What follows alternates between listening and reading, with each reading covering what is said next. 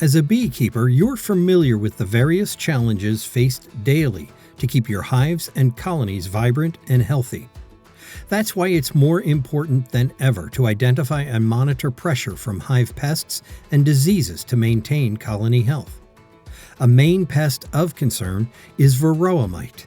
However, a weakened hive may provide opportunity for other pests, such as small hive beetles, to cause colony health concerns. Using integrated pest management, or IPM strategies, is the best way to understand the appropriate treatments for minimizing or eliminating these pests.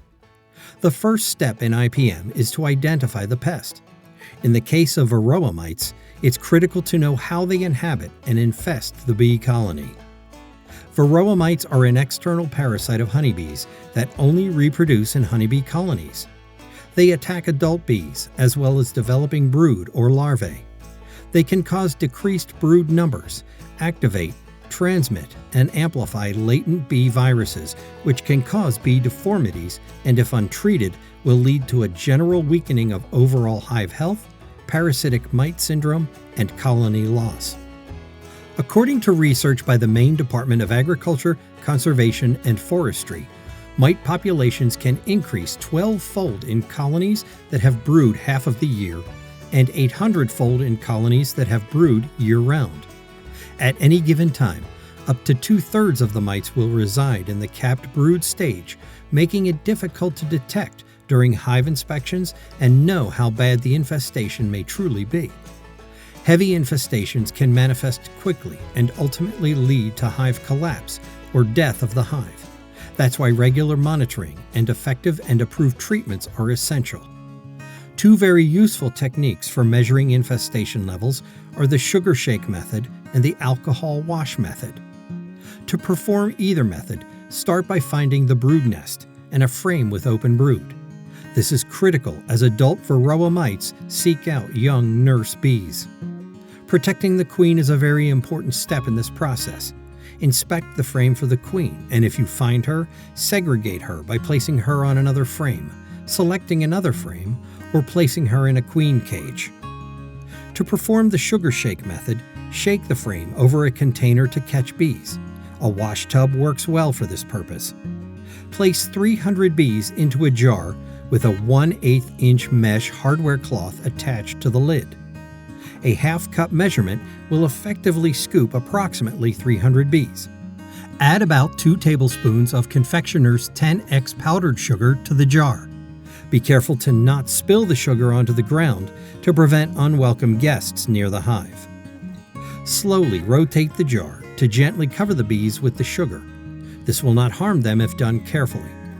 Once covered, let the jar sit briefly, approximately 2 to 5 minutes, to allow enough time for the mites to become dislodged from the bees. Then, shake the jar over a flat water surface using a white bucket lid or similar item. As the sugar dissolves in the water, the mites will be revealed. Count the mites to determine the percentage of impact on the hive. Any number above 9 mites shaken from your 300 bee sample, or 3 mites for every 100 bees, indicates an excess of mites in the hive. Return the bees to the hive. A more precise and perhaps more accurate method of testing is the alcohol wash. The sample size for this test is also about 300 bees, but these bees will be sacrificed in the process. In a colony where tens of thousands of bees live, it's always necessary to perform these tests to get a scale of the overall threat. A sample size this small will not be detrimental to overall colony health. Gather the sample of bees in a manner similar to the sugar shake, remembering to safeguard the queen. Place the sample of 300 bees into a container similar to the sugar shake container filled with isopropyl alcohol. In this test, we used a commercially produced container. This container has an inner perforated basket that holds the bees while allowing the mites to be washed or rinsed off with isopropyl alcohol. However, any container of similar size can be used to perform this test. Gently shake the container for about 60 seconds. If using a container with the inner basket, remove the basket and count the mites on the bottom of the container.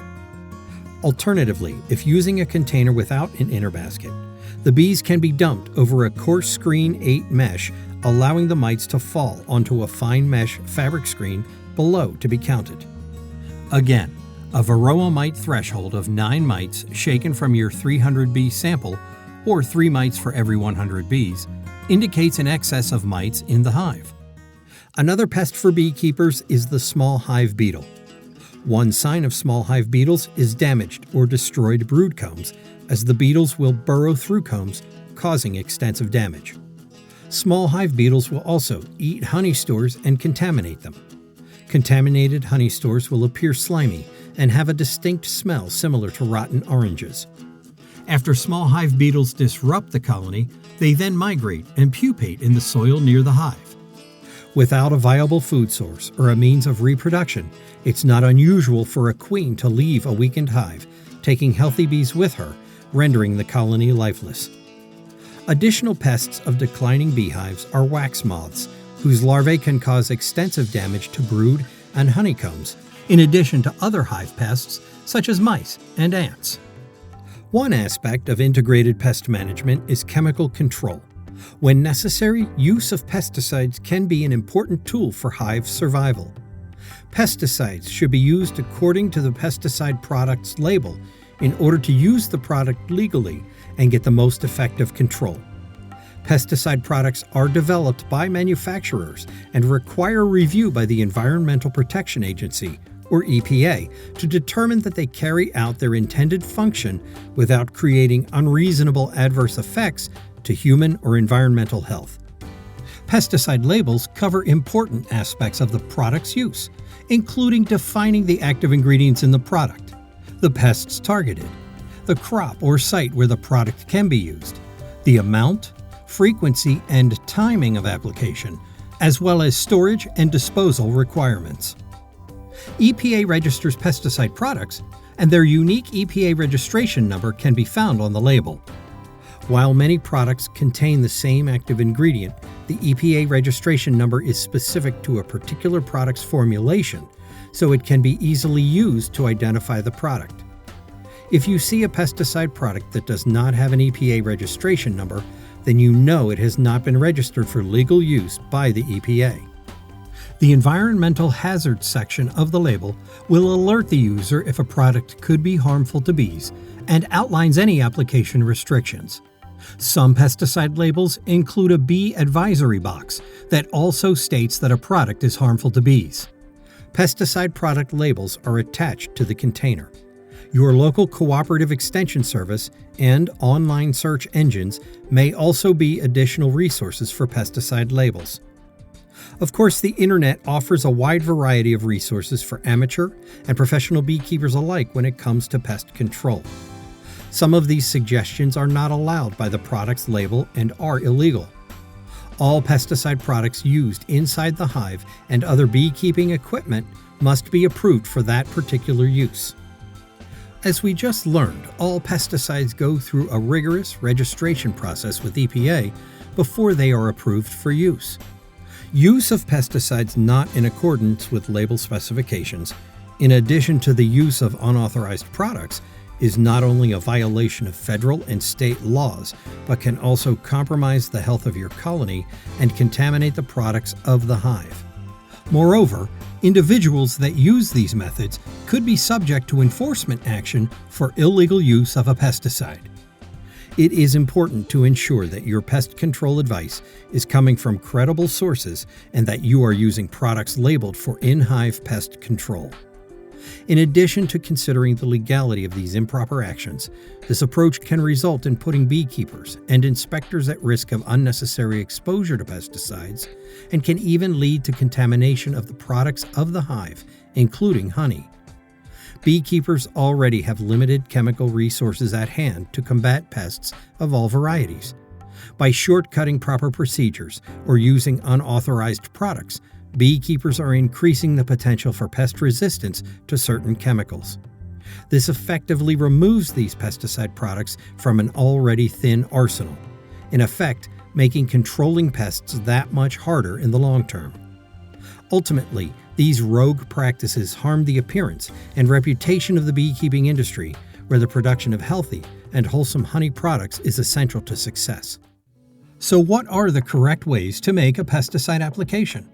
First and foremost, use EPA and state-registered products labeled for use in hives and read and follow the instructions on the pesticide product label. Those directions outline the use requirements and ultimately yield the best possible outcome for that application. Following these instructions will also keep you in compliance with the law. For more product-specific information, refer to accredited resources online, like the USDA's, Honeybee Health Coalition's, or product manufacturers' websites.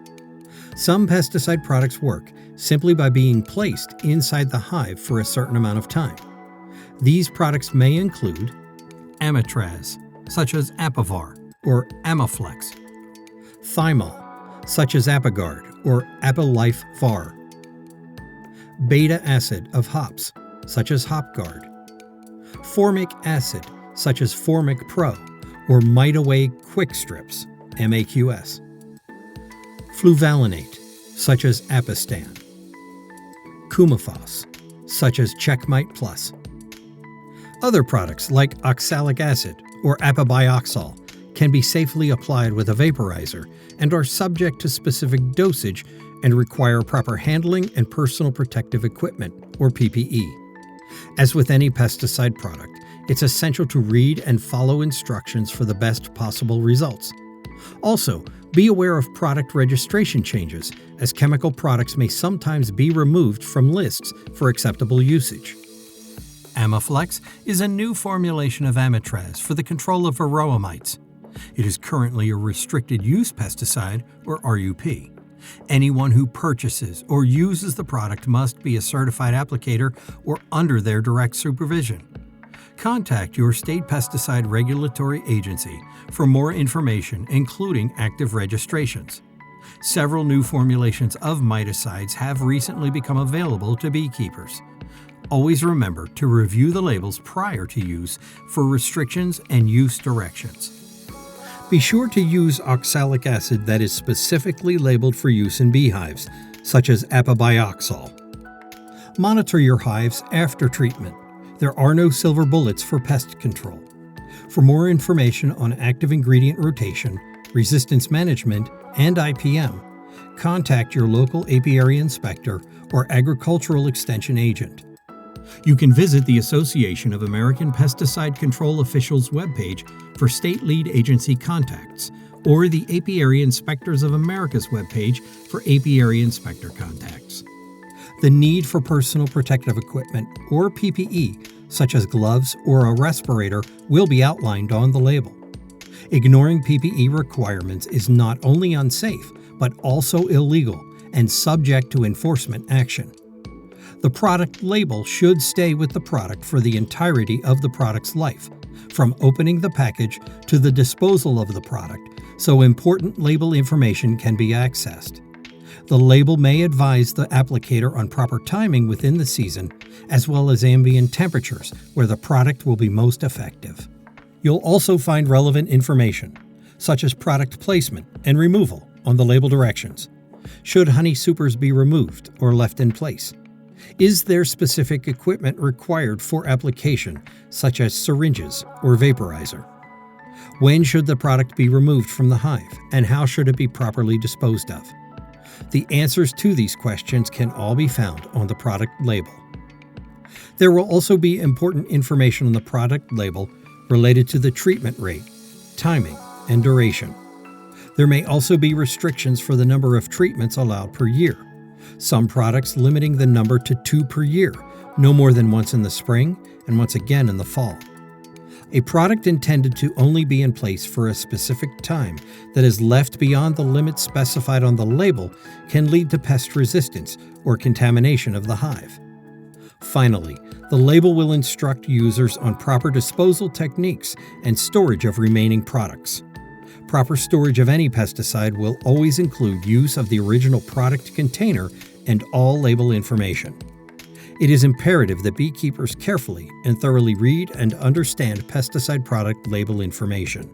This helps protect yourself, your bees, and the beekeeping industry. Unfortunately, varroa mite, small hive beetle, and other hive pests are here to stay. However, by utilizing IPM strategies such as consistent monitoring and properly applied treatments, your hives and colonies will continue to thrive and yield quality honey products for many years to come.